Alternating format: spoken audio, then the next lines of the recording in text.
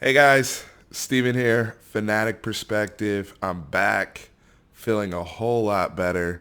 I was really down, guys, for the last few days, and it's really been the last month, but able to fight through it. Here to talk some horns, really here on the eve of spring practice.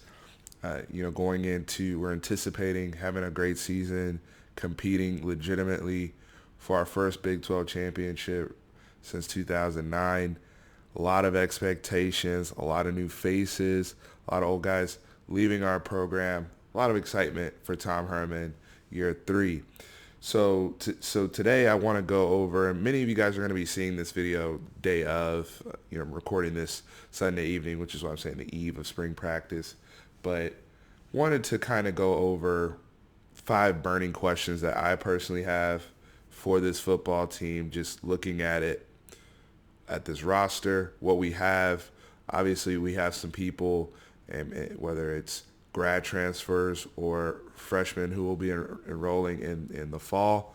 But right now, what does this team look like going into the spring, and what questions do I have? Now, I kind of label this my 5 burning questions going into spring ball. By the way, before we even get into the questions, make sure you guys hit the description box and follow us on all social media accounts. We are generating some more followers, but for all the subscribers we have on YouTube, keep stressing this enough. We're not there yet with the social media presence we need to have. South by Southwest is going on. A lot of cool things are going on in Austin right now. We're getting ready to start spring ball. Out here trying to network and really, grow the brand, grow the channel, especially now that I'm feeling a lot better. Excuse me. Feeling a lot better and just want to continue to have this platform with you guys and expand as much as we can. It's for the fans, by the fans, and couldn't do it without you guys. But the things that I do feel good about heading into spring. And by the way, just because something I have here as one of my 5 questions doesn't mean it's a negative or something I don't feel good about. It's a question. Constance, I know we have our quarterback. I know we have a leader in Sam Ellinger. I know we have a leader in Zach Shackelford as our center. And I say that because when we start talking about the protections and even a guy like a Parker Braun who's coming in from Georgia Tech, who is first team All ACC, those are guys that are going to be able. I'm not worried about them. I'm not worried about our safeties. I know Brandon Jones is going to miss the spring. Caden Stearns, B.J. Foster, Marion Overshawn. I'm not worried about those guys. Chris Brown, there's a lot of stability. They're right now in conversation to be the best position group on the team with wide receiver, depending on how you look at it. I feel really good about the wide receivers. So, obviously that room is very talented. I feel really great about our coaching staff, the stability, the guys coming back, the analysts that we've added. We've talked about that, in this period of the off season. So what are some things that we have questions about? What are those and I narrowed it down to my 5 burning questions. Number 1, Jalen Green, Anthony Cook, Kobe Boyce, Josh Thompson. Are they ready for the prime time? I touched on the safeties earlier and how great I feel about the safeties. The question mark and one of the big things going into this season, how we defend in the pass happy Big 12, is going to come down to these corners. Many of them highly touted coming out of high school. Some of them have played a little bit. Now there's no more leaders and guys ahead of them that are taking up those snaps. The mantle has officially been passed to those 4 young men. And I say 4 because Josh Thompson will be competing. You can even add Deshaun Jameson in there as he's going to be moving back to defense and competing with Josh Thompson for the nickel corner spot. And I anticipate them also getting competition from some of the other freshmen coming in. But these guys are the ones that were penciled in. Next man up, Jalen Green, highly touted. Anthony Cook, highly touted. Can they play up to their billing? Can they not only play up to their billing, but be better than their predecessors and Chris Boyd, Devontae Davis, and then the nickel guys replacing P.J. Locke? We'll see. For all the flack that Boyd, Davis, and Locke got, they did play a lot of football for us, guys. Over 4 years, Those guys started a lot of football games and were a part of the solution of turning this program around, whether you like it or not. Chris Boyd obviously finished first team all Big 12 last year. Some other guys were honorable mention. So the question with Green and Cook is, can they play can they play with great confidence? Can they go out there and generate turnovers? That's something that I was critical with both Davis and Boyd, not making plays on the ball. I saw that with our safeties, obviously with the Wolf, Caden Stearns, but can we get that from corners? Both these guys coming in listed at 6'1", great size for the position. I like the technique that Anthony Cook played with. I even like him in the run game and in his physicality. We have to see what we're going to get from Jalen Green, but can we get an upgrade in the nickel in terms of speed, in terms of covering guys laterally across the field, quicker, faster guys that maybe it'll match up better with some of the slot receivers we see in the Big 12. So all these things are questions because Josh Thompson got picked on a little bit when he played. Kobe Boyce got picked on a lot when he played in the Oklahoma State game and they had to start. And, Anthony Cook had his ups and downs. Jalen Green didn't get to play a whole lot, but he's up now. And we've heard some good things from the wide receivers, and that's where, again, the depth of the wide receiver room is going to kind of help us on the defensive side because you can make the argument that the best competition that Jalen Green, Cook, Boyce, all these guys are going to face is across from them in the wide receiver room. They may not face a better group all season. So can that help them generate, if they're able to make some plays in practice and they're able to come into spring ball and make some plays on the one, I don't care who they're up against, but, fighting back and showing a level of competition, I think we should be concerned if we're hearing the wide receivers are just completely dominating and outclassing these guys, even our backups, then I think, there is definite cause for concern with that group, with that cornerback group. So a lot of eyes on them, Jason Washington's group. Hopefully we're able not only to replace our seniors, but get an uptick in terms of production. Second burning question or thought that I have. What are realistic expectations for Jordan Whittington? And what do I mean by that? One of the videos I did with John, and by the way, guys, I'm looking at it probably Thursday this week. We'll be doing more in-depth breakdown, a whole bunch of things. Also, we have to do some wrap up some combine stuff as well with John. So that'll be the meat of our video then. So please hit us up in the comments with any other things you'd like for both of us to touch on when we're both on camera. But Jordan Whittington, one of the things I discussed with John was, hey, I'd like to see him start off at running back. And I'm really happy to see that take place with Tom Herman and this staff making the decision to start him off at running back. The depth is needed there. We need somebody to help replace a Trey Watson who was, an essential piece to keeping that room together when Kyle Porter was redshirting and Keontae Ingram was dealing with some injury stuff. We had to stabilize that room. Daniel Young started to have some issues on the field. So how does Jordan Whittington acclimate to that? He was kind of an all-purpose player at Cuero, and now it's kind of like, is this going to be his long-term position that he settles into? What type of back will he be? Will he be more of a pass-catching type back? Is he going to be more of a slasher?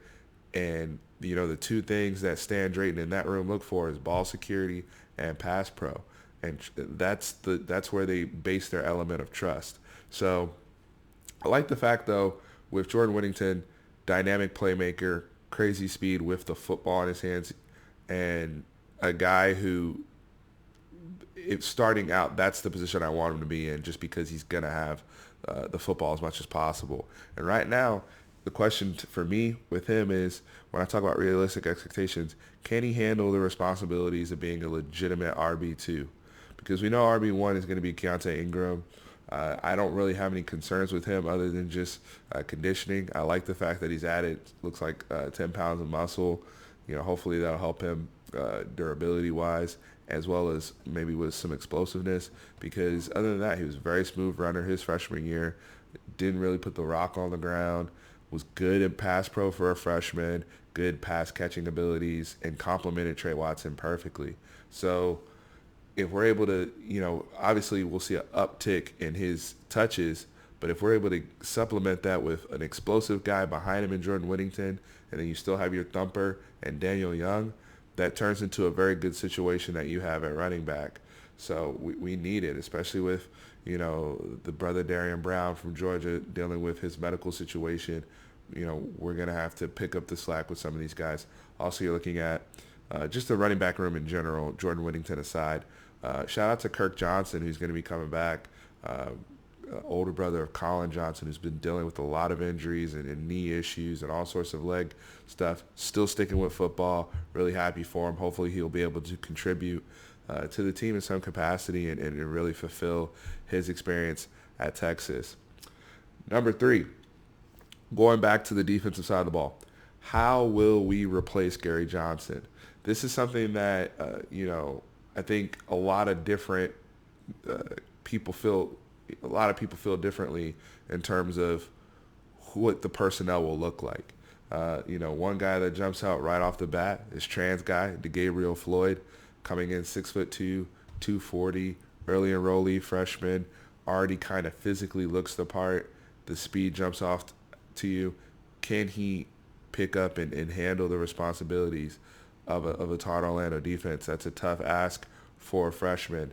Realistically, and when I say linebacker, I'm not just talking about our I'm talking about replace Gary Johnson from a middle linebacking standpoint. So we're looking at Delly. We really didn't get to see him play last year.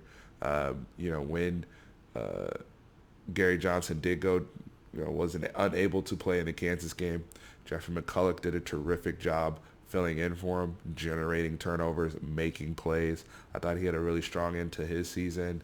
And will provide that veteran presence in his senior year.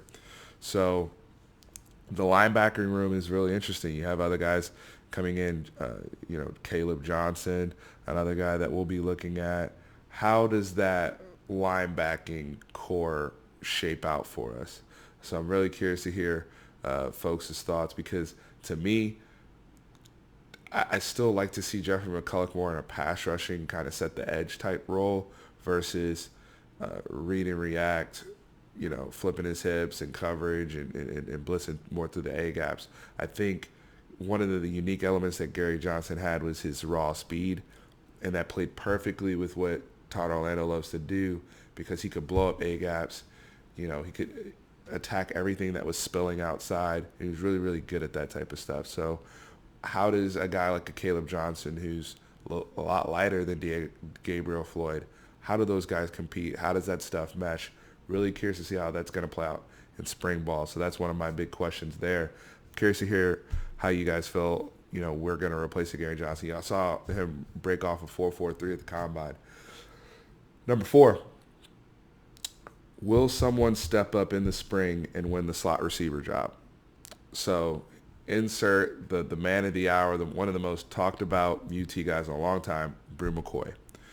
Coming in, 5-star prospect who was enrolled at USC, now University of Texas Longhorn after the Cliff Kingsbury fiasco. And, because of the whole transfer and eligibility things, it's still not official if Brew will be able to play in 2019. He might not be ready to go per NCAA until 2020. We'll have to see.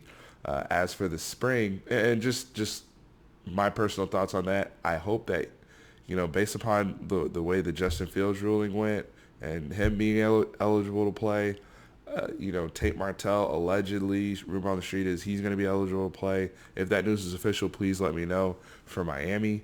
So I think with, the NCAA is being kind of lenient with a lot of these guys. So hopefully we'll get that same goodness with Brew. But when I look at the slot receiver position, this is a question I was really excited to answer, because I really like Joshua Moore. I really, really like Joshua Moore, and I really thought he was starting to come on before he had to deal with the shoulder injury. And I think, if you look at traditional Tom Herman offense, he really does, from a physical standpoint and a skill set standpoint, fit that mold of what they're looking for.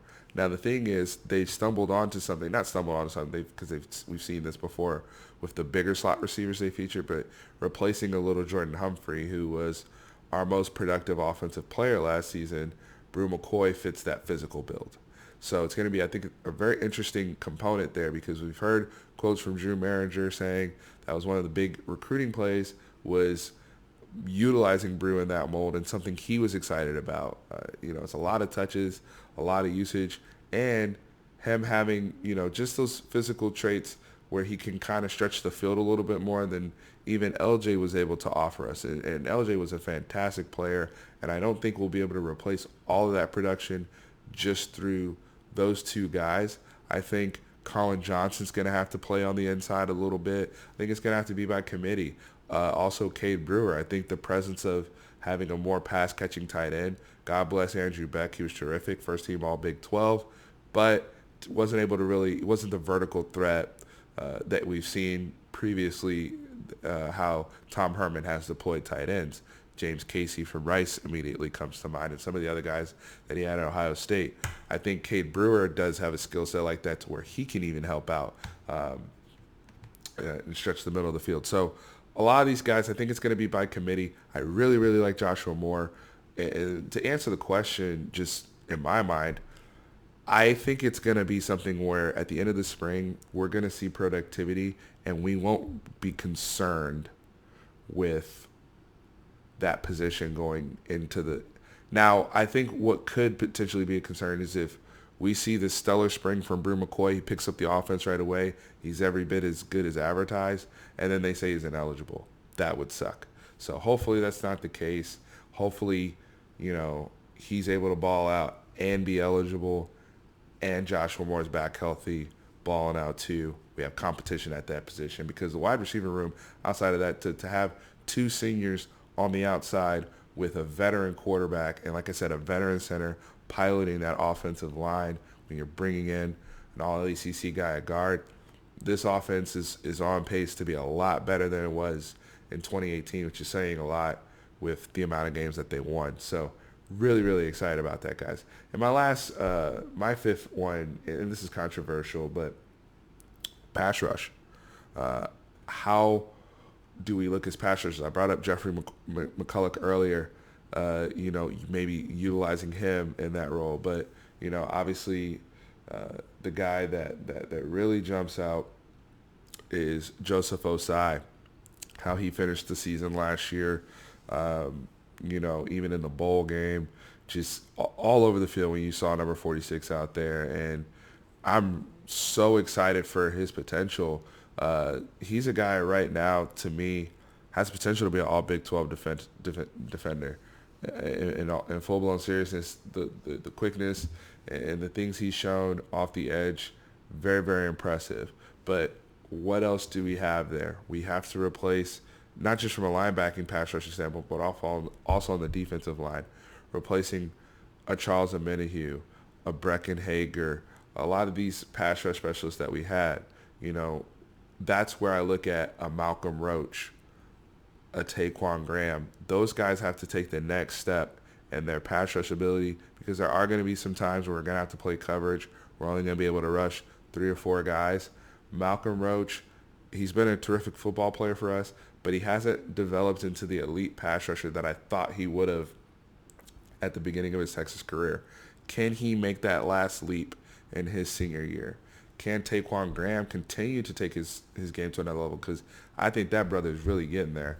And then, you also look at guys like the I call the weight room freaks like a Marquez Bimage and some of these other folks that we have on the defensive line as well that can help. We have also some new names popping up like a Daniel Carson, and some other folks that have moved over to the defensive side of the ball. I'm not as worried about defensive tackle because I do like the potential of the rotation there. More so just what is the pass rush element going to look like? Are we going to watch spring game April 13th and see guys actually beating tackles and getting back there and utilizing pass rush moves? Or is it going to be one of those things where, as John and I pointed out last spring, hey, this is going to be a concern going into the season, and it bit us in the ass really, really early on. So those are the 5 things I'm looking out for. Number 1, the corners. Number 2, realistic expectations for Jordan Whittington. Number 3, replacing Gary Johnson and his production and his role in Todd Orlando's defense. Number 4, our slot receiver position. What happens with Brew McCoy? How does Joshua Moore look? And then number 5, pass rushing specialists and guys stepping up to generate pressure so we don't have to be as blitz happy. We know Todd Orlando has, a million different blitzes in his bag, but it's always helpful when we're able to play coverage, help those corners out, and be able to get home with our guys up front, the Malcolm Roaches and the Taquan Grahams of the world. So that's what I'm looking at going into spring ball. I tried to cover as much as I could just in a real short period of time. Like I said, we'll be coming back with another video with John. Just really excited to be back and be healthy, guys, and talk UT ball. So hopefully injuries and all that type of stuff, hope these brothers stay blessed and stay healthy. But these 15 practices coming up, real huge, building the momentum. This is the time of season where all the programs in D1, everybody feels good. All their coaches, have the vision for winning the conference or making the playoffs, all that type of stuff. But just the momentum we're coming out of from that Sugar Bowl win over Georgia and how we're going to start the season with Louisiana Tech and LSU couldn't be more excited, guys. So can't wait to hear from you guys in the comments. We will be back soon. I will also, for my boxing heads, Spence, Mikey Garcia this week, we will have a preview video coming out very, very soon, breaking down that fight this Saturday, March 16th.